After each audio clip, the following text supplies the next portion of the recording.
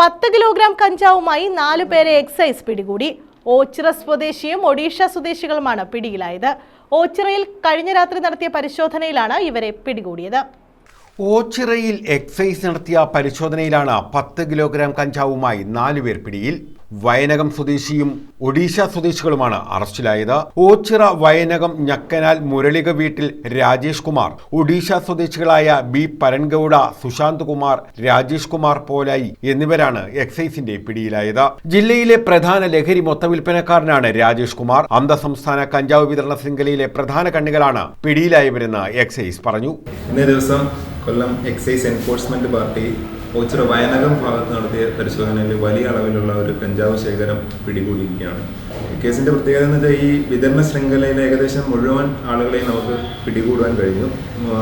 ജില്ലയിലേക്ക് കഞ്ചാവ് കടത്തിക്കൊണ്ടുവരുന്ന ഒഡീഷ സ്വദേശികളായ 3 പേരെയും ഇവിടുത്തെ വിൽപ്പനക്കാരനായ ഒരാളെയാണ് ഇപ്പോൾ അറസ്റ്റ് ചെയ്തിരിക്കുന്നത്. അത് ഒരാൾ ഓച്ചിറ വില്ലേജിൽ മുരളിക വീട്ടിൽ മുരളീധരൻ നായർ മകൻ രാജേഷ് കുമാർ എന്ന ആളാണ് മലയാളിയായിട്ടുള്ളത്. മറ്റു 3 പേര് ഒഡീഷ സ്വദേശികളായിട്ടുള്ള ഒരു ബിക്കാരി ചരൺ ഗൌഡ, സുശാന്ത് കുമാർ, രാജേഷ് കുമാർ പോലായി എന്നിങ്ങനെ 3 പേരെ അടക്കം 4 പേരെയാണ് എൻഫോഴ്സ്മെന്റ് പാർട്ടി പിടികൂടിയിരിക്കുന്നത്. ഈ മാസം ജില്ലയിൽ കണ്ടെടുക്കുന്ന 3ാമത്തെ മേജർ NDPS കേസാണ്. ഈ കേസ് പ്രധാനമായും അന്യ സംസ്ഥാനത്ത് നിന്ന് വലിയ അളവിൽ ജില്ലയിലേക്ക് കഞ്ചാവ് കടത്തിക്കൊണ്ട് വന്ന് വലിയ ലാഭത്തിന് വിൽപ്പന നടത്തുന്നതാണ് ഇവരുടെ രീതി.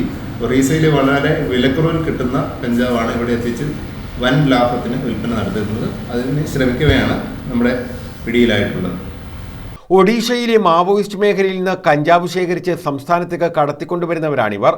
എക്സൈസ് സൈബർ സെല്ലിന്റെ കൂടി സഹായത്തോടെയാണ് ഇവരെ പിടികൂടിയത്. News bureau, Ochira.